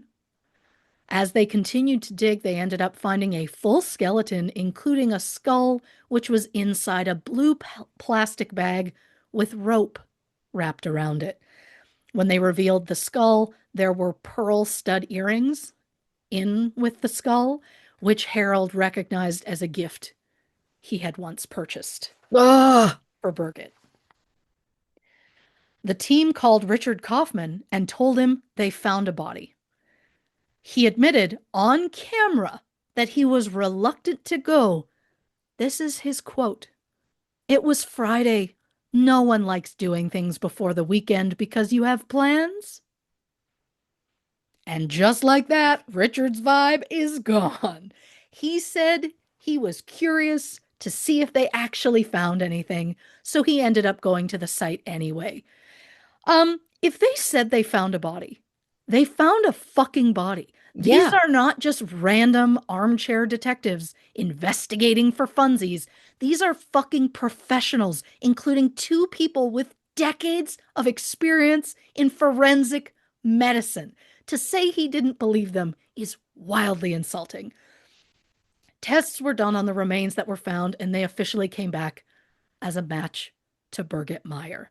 She was described as a kind soul and a loving, devoted mother. Birgit was just 41 at the time of her disappearance. It was determined she'd been shot in the head. Investigators believe the bag was put over her head before she was shot to prevent the blood from getting everywhere. They believed Wickman abducted Birgit from her home on the night of August 14th, 1989, and he took her back to his house where he either killed her immediately or kept her locked in his secret room for hours or possibly days. They could not determine. Yeah. After Birgit's remains were found, the Lüneburg police set up a task force to reopen the Gerda State Forest murders. In the evidence room at the DA's office, investigators found a plastic sheet that had been used to collect hairs and fibers from Bernard Michael Cupping's car that had been stolen from the forest and then found abandoned 2 kilometers away. The hairs were tested, and they came back as a match to Kurt Werner Wickman. Police announced Wickman was now the prime suspect in those murders. It is wild that they quickly ruled out the idea that Birgit and the Gerda murders might be committed by the same person. And then it turns out they absolutely were committed by the same person. Um, would he have been caught years earlier if the original police had done their jobs? We'll never know. But the thing about Wickman is that he didn't look like the man witnesses saw leaving the scene when the first two bodies were found. So does that mean the man had nothing to do, like the man they saw had nothing to do with the murders, or did Wickman have some sort of accomplice? Based on the DNA found, we know he used Bernard McCall's car to flee the scene. But how'd he get to the forest in the first place? Or did he leave the car there and then walk all the way back to get his own car? Or, yeah, was there an accomplice? It has been suggested that Wickman's younger brother might have been his accomplice. He was the only person allowed in that secret room. Police spoke with Wickman's brother. He refused to cooperate in any way. As of this record, no evidence has been found linking his brother to any of the crimes, so no charges have been made. Since Birgit's remains were found on Wickman's property, and since he seemed likely the killer of Ursula Reinhold, Peter Reinhold, Ingrid Vombeer, and Bernd Michael Cupping, investigators believed, you know what, Wickman is probably capable of even more crimes. So heavy machinery was brought to his property so they could deeply search. The house was gutted down to the roof tiles. No other human remains were found. However, investigators found a lot of clothing, wallets, purses, sunglasses, all of that buried throughout the property. They found 400 exhibits, which they posted on a website in the hopes of people going on and identifying stuff that may have belonged to their murdered or missing loved ones. One woman contacted police to say that she had been raped by a man matching Wickman's description back in 1989, and he stole her red leather boots following the attack. One of the exhibits found at his property was that woman's red leather boots. So, does that mean Wickman was collecting trophies from each of his victims? If so, does that mean there are hundreds of victims? In 2019, investigators claimed they believe Kurt Werner Wickman could be connected to as many as 236 unsolved crimes in Germany, including the murders of up to 200 women. Hopefully, these cases will have a chance to be solved without each of those families having to dedicate decades of their life to solving them themselves. Was that a knock at police who didn't seem interested in solving Birgit's case from the start? It was. But shout out to Wolfgang Seeloff and his team for never giving up until they got answers. Reporting for True Crime and Cocktails, I'm Christy Oxborrow. What a ride. What a story. Oh my God. Listen, Salt Bay really salted things well. Let's take a quick break, hit the can, grab a drink, and we'll be back to give our final thoughts and feelings on the Birgit Meier episode of True Crime and Cocktails. Up two on three. One, two, three. Welcome back to the Birgit Meier episode of the podcast. I've never called it a podcast in that. I always say of the show. Yeah, I'm I I'm mean, so, either one is right. I know it's just weird that I have such patterns when I do these things, and my own Mm, pattern recognition was like, that's not what you say normally. Anyway, sure, sure. everything's fine. Okay, first of all, I just gotta say out of the gate, great call doing this case on the show. It is such a wild story. You get so Right? invested. Yes, and again, I mean, it's so tragic that it's a tragic story. I mean, I feel like it Yeah, deserves to be told because, again, the fact that nobody really took it seriously. Again, the tale as old as time of police saying it was a suicide or, yeah, or this one person we focused on. Then finding out that not only is that not true, but she was killed by a serial killer who was likely, responsible for the deaths of possibly hundreds. I mean, it's yeah, such again, it's so important, I think, to tell those stories because it reminds everyone, and I truly hope the police, that you can't just get stuck on one suspect. You can't just get stuck on one story. yeah. I will never get over the fact that they were like, oh, it's not connected to those murders in any way. Absolutely not. And I understand she was missing and the bodies were left there. So I understand how they might think that, but the fact that they were like, impossible. And then it Yeah, was like, but it was true. yeah, yeah. Oh boy, you'll love my first thing I wrote down. That He had German a wife? castle only cost 2.1 million? It does, well, I think it was quite disrepair, Got it. It I just sounds like, think. again, I think what I'm learning is my own perception of a castle is Oh, hundreds of how it millions? must, yes, Same, same. But crazy. again, just for my own sake, oh God, where does I go? Um, oh, there we go. Schloss Niedestein. There we go. Shout out to how well you handled all of the German words, by the way. I was blown away as we were going through this. I was like, she's saying them confidently. They sound accurate. Mm, It was fantastic. Well done. except for the one time I had to say the English word push. Yeah. And listen, see, we I can't, know. you never know what's going to be the thing to unravel us. It could be My really my anything. brain was in that mode of like trying to do an accent or something. I don't know. Uh, it was difficult, but I'll say it. I'm really proud of myself. I think I really did it. Yeah. The last name Yup Van Vel, I'm very proud of. Yep, Ben Beld. It's a I great feel like I name. really got there. Oh yeah, Yeah. yeah. For a badass lady too, so I loved it. I love that. Yeah. Um, I just have to say, there was two champagne glasses found at the scene. One had lipstick on it, the Yep. other didn't. Two different brands of cigarette butts found. Yeah. There is no indication of a crime. Again, these are the things. Mhm. We've done this show long enough. Like, it's just crazy making. Yeah. How is there like to me, I understand that on one hand you could go, well, that doesn't prove there was a crime. The woman is gone.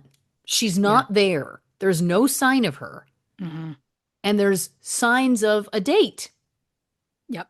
Champagne flutes? Come on. That Yeah. doesn't necessarily mean a date, but again, it wasn't like there was lipstick on both glasses, where It's maybe it was a true. gal pal or something. Like it feels very much because we know this woman was heterosexual. It feels Mhm. very much like it's like all signs are pointing to date gone wrong, right? 100%. It's the fact that they were like, well, not everybody who goes missing wants to be found. I just love that that's the go-to. You know what I mean? Especially Yeah. for this woman who's like in her early 40s, is like obviously has a great relationship with her daughter. They're talking on the Yep. phone all the time. Like there's no and listen, I'm not suggesting that that doesn't mean that people can be outwardly presenting as very happy and of course be struggling on the inside. We know this. I'm Sure. not negating that. But the jump always to like, well, she obviously wanted not to be found is infuriating. Yeah. Infuriating. And I feel like we so often hear like it's so rare for us to hear that in the context of a man who's gone missing. It's like I feel like we always hear it in the like, well, her life got too stressful. She didn't want her kids anymore, so clearly she went Yep. off and started a new life. Like I feel like we've heard that so many times. It's crazy. Um anyway, or crazy making, I should say. Um again, I love that it's like the police ruled out that the Gerda killer would have been connected to this. And then I just wrote for no real reason. Yeah. They were just like, oh, it couldn't possibly connect. Well, Why? 'cause they immediately were like, oh, she just took off. Crazy. Yeah. It's Now, infuriating. again, I think what's fascinating here too is like finding out that Alice stood by him through everything. Mm. And I'm going to jump ahead for a second. When you were talking about how they believe that he took Birgit back to his home and killed her there, Yep. and that she could have been kept in that. I mean, listen, she could have been kept in that room for weeks, months. There's no way we would ever know because of time and all of these things. Yep. My question is this, even if she wasn't kept in there for weeks or months, even if, was she brought back to the house and did Alice know? Because it sounds to me from his suicide note, she knew a certain amount of it. Oh, yeah. There's something to me, the note specifically telling his brother to clean out the gutters, that sounds like code to me. A hundred So I'm percent. like, I think they knew. And then his whole like, keep the house in the family no matter what you do. But also clean out the gutters. She was literally in a gutter. Oh, The in the car pit? hole or whatever the term is, like that's that could be, you know what I mean? Like, Did he go in and pour like concrete? or Mm, he could have moved the body. We would never, there's no way we would ever know, right? true. Oh, 100%. Like Again, by the way, also, again, I'm skipping around in my notes because I'm so amped up by all of this. I don't think anybody buries a car unless there's a really good reason, hmm. right? Like who Yeah. buries a car? I think that's a first. I don't think we've ever heard, I don't think I've ever heard of somebody burying a car. Yeah, I'm surprised he didn't just like light it on Burn it. fire. Exactly. Yeah, chop it up, like something, but it's burying it is almost like I want like it's a treasure or a trophy and I want to keep it, Yes. but I don't want police to find it. Well, and also, setting a car on fire could potentially cause attention. Digging a big True. hole in your own backyard, that's not going to draw as much attention, right? That is true. I mean, he was clearly very good at this. He got away with a lot. So much. Crazy. Um, I was walking my dog, and my wife will corroborate. Like, that's the other reason why I feel like Alice knew what was going on because he was literally saying, "Oh, I have an alibi. My wife will tell you." It's like, okay, Right? And the yeah. fact that they were looking at him for a murder and he kept coming home and his wife never said anything. Well, she's complicit. Again, if they had ever wanted to charge him with a crime, which they didn't seem to, they could have charged her too. Obstruction of justice. There's Yeah, so many things they could have charged her with. fair enough. For me, his second interview, he comes in with gloves on, Mm. saying he has a hand fungal infection. Yep. Okay, not impossible, but all right. Yep. The doctor won't talk. Yep. They can compel the doctor to talk. They have that ability. And the idea that they just were like, well, okay, we'll take your word for it. You're not a suspect anymore. Who wears gloves in that manner? Who wears gloves inside during a professional conversation? Yep. Doesn't happen. I would say No. that's an insanely rare thing. The fact that they didn't want to go any further with that, you didn't want to just compel his doctor to say, does he have a hand fungal infection? It's not even a huge, like, you don't even have to get into what's going on with the hands. All you You have to just need find to out, know it's a infection or yes or not. no. It's a yes or no. Because again, it feels like he obviously had defensive wounds on his hands or there, you know what I'm saying? Like Mhm. Which then, crazy. oh my God, then that makes you think since he didn't have them during the first one and he came in for a second interview and had them, does it mean she was alive that whole time? Or he killed somebody else Oh, yeah, that is also more than or possible. attacked somebody else. Oh, Or both. yeah, There's no way to know. it's There's true. no way to know. Um, yeah, the fact again, it's fascinating because there was moments in this where I was like, maybe it was Harold, like maybe he did commit that fraud, that arson, etc. Like she did have this stuff on him when he refused to pay the money for Wolfgang to buy the house. I was like, Yeah. is he involved? And the fact that it was like, no, he was absolutely not. Fascinating. Fascinating. I'm still surprised he didn't buy the house to be like, look, if this could get her found. Well, But he wasn't as invested as her own brother, that's true. which is again wild.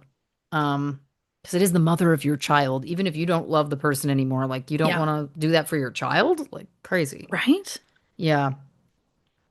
The whole rundown of his, as you were kind of because it's funny, as I told you like earlier on, I was like, where was he during those Gerda murders? And then of course it was we know now it was I mean, I know that it's like you can't say, but I think we can say it was absolutely him. It's just his hair Yeah. was in the evidence. Like I don't think I need to say Mhm. speculating. I think we can just say he committed those murders. All of the signs point to it. Again, that he had put out ads around that time wanting to meet a couple in the woods to have sex. Like there's just come on. Mhm. Um, but as you were kind of like breaking down his whole, I'll say it, rap sheet, it's it's so fascinating to me that this man, I want to say never messed up, but I think it was more that this man was just able to either manipulate the police or had a lot of luck because it's wild that he was able to commit this many crimes. I want to remind you, turned himself in for his own crime because he didn't like how Yeah. he was being portrayed in the news, and then Yeah. still gets away with all of this. And it brings me back to the thing that I've said on this show, we've both said on this show countless times. Imagine if he had had to do real jail time for raping that 17-year-old girl. Imagine if he had been given a very harsh sentence for that and had to Yeah. spend, you know, because again, to me, sex crimes, I think you should be doing a ton of time in jail. Yep. And I feel no shame about that at all. If he had actually been put into jail for, 10, 15, 20 years, which by the way, I personally would be fine with, you commit a sex crime, you go to jail for a really long period of time. Yeah. Think of the lives that could have been saved. It's the same Yeah. thing we say on this show so often. It's infuriating. And by the way, wouldn't it be, I don't know, more of a deterrent if it was like, hey, if you rape somebody, you'll go to prison for 20 years to life?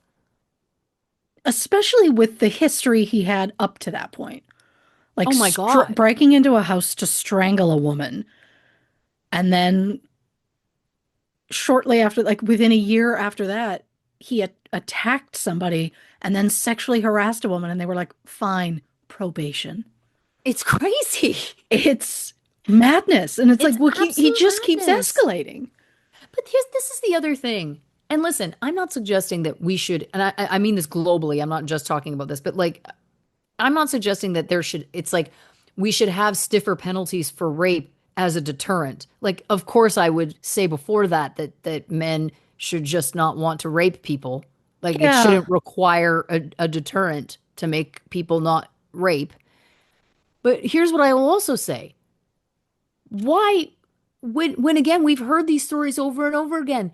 Don't do jail time. They do a fraction of the sentence. They get sentenced to 7 years. They do two. They get out. They get put up, slap on the wrist. Who would it hurt? Because again, I want to remind you, and I'll speak about the United States for a second. In a world with the industrial prison complex where they're putting people in jail for decades for minor drug infractions because again, they want to keep people in jail to feed the money and all of the above. Who does it hurt if they said a rape is a life sentence? Who gets hurt? In one way, you're keeping more people in prisons, so that's I'm not saying I would ever defend that concept, but it's like Sure. it would do that for you. I think it would hopefully be more of a deterrent if you knew that if you get caught raping somebody, you'll Mm. go to prison for life Yeah. and might save a few lives. Think of I would say tens of thousands of lives easily. Oh, yeah.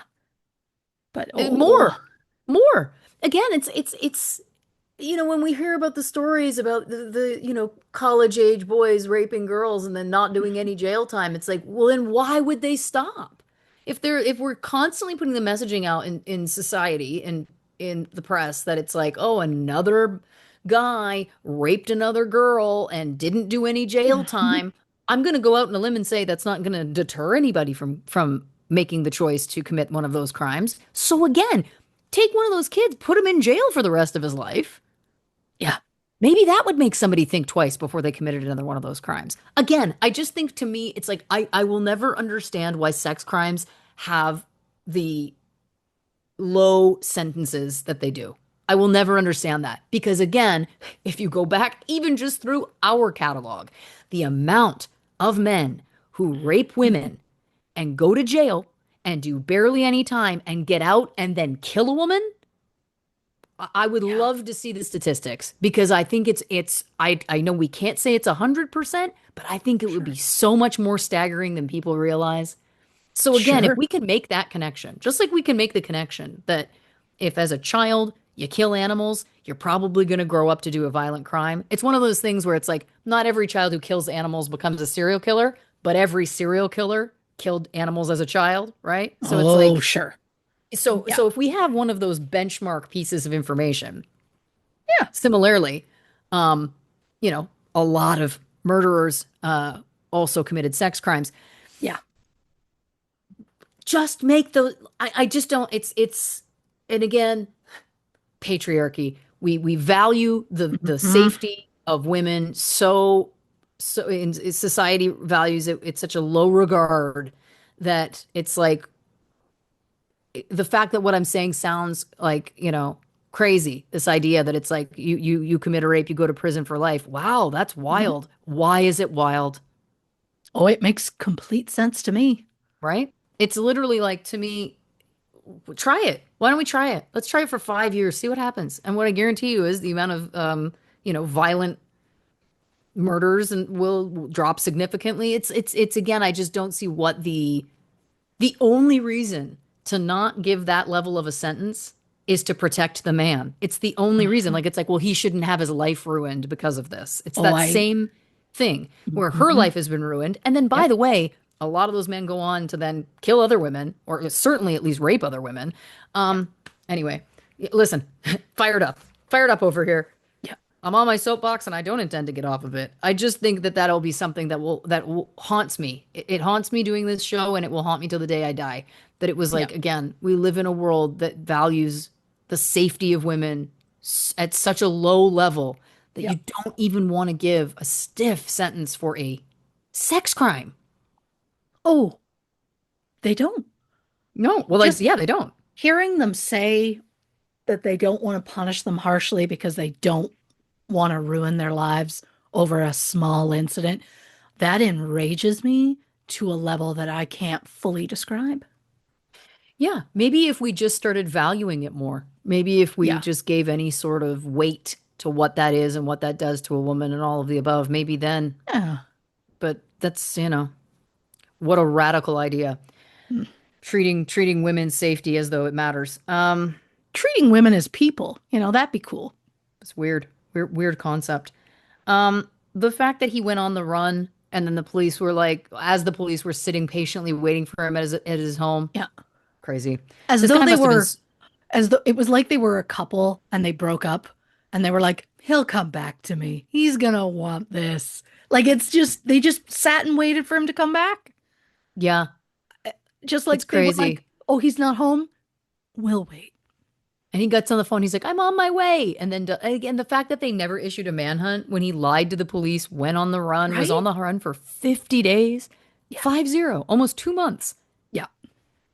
It's crazy. And I guess I'm not giving the police the benefit of the doubt because I think that they absolutely cocked up every step of the way with this guy. Sure. But I also am like, how charming was this man? This man must have been impossibly charming. Mm. The fact that he was able to pull women, the fact that he was able to, you know, say things to the police and then have them believe him, like he must have been a good Yeah. actor, is my point. Like the glove thing alone.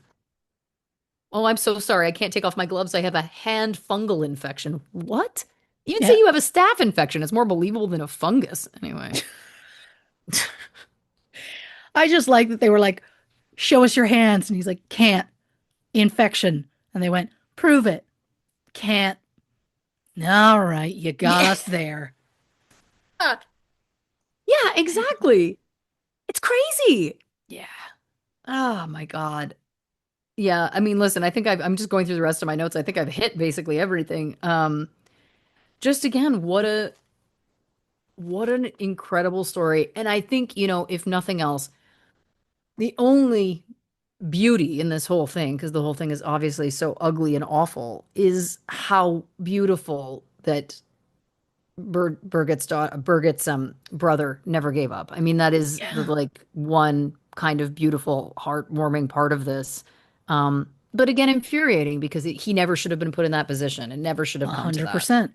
And But had it's he not had the resources that he had as ex-police, this crime yeah, would never been committed or never been solved. 100%.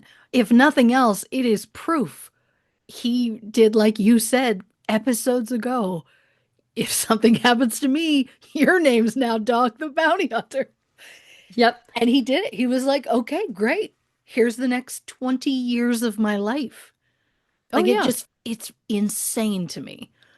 Oh, it would be yes, it would be this. It would be the same with me. Absolutely. I thought that throughout this. I was just like, I understand that kind of I get it. tenacity. I get it. Yeah, yeah, yeah.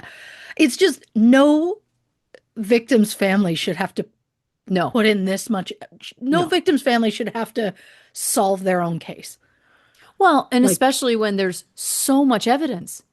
yeah, Like again, it was all there. I think that's the other yeah, thing. It wasn't like it was like they really had to dig. No, they just did a search of the house decades later and still found it all, proving that it yeah. would have been there, right? Oh, Because yeah, even if her body has been moved or was somewhere else or whatever, if they had just done a proper search and yeah. found those videotapes, that would have been enough to at least make this person arrest him Right? easily. Easily. But Yeah. again, yeah, it's wild. I mean, they seemed as committed to their own, I don't know, laziness, ineptitude, It as I felt, would be committed into devoting my life to the yeah, cause. yeah. It Yeah. just kind of felt like they were like, ooh, we're getting a lot of pressure of solving this other case. So everything else takes a back seat. And they're like, And it's fine. ironically, the two were connected, which Right? they didn't want to believe. If they had just taken the time, these other investigators solved it. They So it's did. proving it was solvable. They just didn't do 100%. it. Man, Christy Oxborrow, fantastic work. This one really, again, I love that this caused me to go on a long rampage about stiffer sentences for sex crimes, which I'll stand by to Yeah, the day I die. a Do hundred not care. percent. Um, and yeah, what an incredible, not in a good way, but truly incredible story. Wow. It took a lot of turns. Riveting. It did. Yeah. And Riveting. the documentary was in German, of course. Mm. Um, so that was a real learning curve. Like at one point I was like, should I just slowly try to learn German? Like as I go along this? I tried to Google Translate to I was gonna end my last line in German. And then I was like, Christy, you need to stop. I You think you might don't have been able to pull it off. I might have, but I was worried because I kept comparing the translations of what I was trying to say and it just didn't come across like it was supposed to. I should have found someone German and been like, this is what I want to say. Tell me how to say it. Christy, you Yeah. don't have time. You You don't have don't have time to be time to trying to. briefly learn another language. And the fact that you even suggested it, incredible. Now, correct me if I'm wrong. This documentary is on Netflix. It's called Dig Deeper: The Disappearance of Birgit Meier, correct? As far as I know, yes. Fantastic. Well, listen, I know that I already know the story and I want to watch it. There you go. So thank you for your work. 15 out of 10. I Hey, bumped it up. 15. wow. And we Yeah. thank you, dear listeners, for joining us on this ride. If you haven't already, give us a follow on the socials on Instagram, Facebook, and YouTube at True Crime and Cocktails, on Twitter at Not Detectives. If you'd like some bonus content, go over to patreon.com/True Crime and Cocktails to learn more about our subscription-based service over there. The only place for official True Crime and Cocktails merch is, of course, truecrewmerch.com. So check that out as well. And if you're interested, come visit me on tour. If you're in Southern Ontario or Quebec, I've got 10 concert dates starting October 2nd in London, Ontario. Go to laurenash.band for tickets to all of my dates and stream Call Me When You Get This. It's a romp. Christy, do you want to tell the people about next week's episode? There's not one. Aha. Taking a week But off. Yes. on October 7th, on True Crime and Cocktails, Amy Bradley. This, of course, was the August patrons poll pick. They chose a case about a disappearance, and let's be honest, this is the case that's on Yeah. everybody's mind in terms of disappearance. So I look forward to discussing that with you deeply. Christy, do you want to say goodnight to the people? I was gonna make a Sean Paul joke. I'm just gonna say goodnight to Sean Paul. Yeah, shake that thing, Miss. Bada, bada, bada.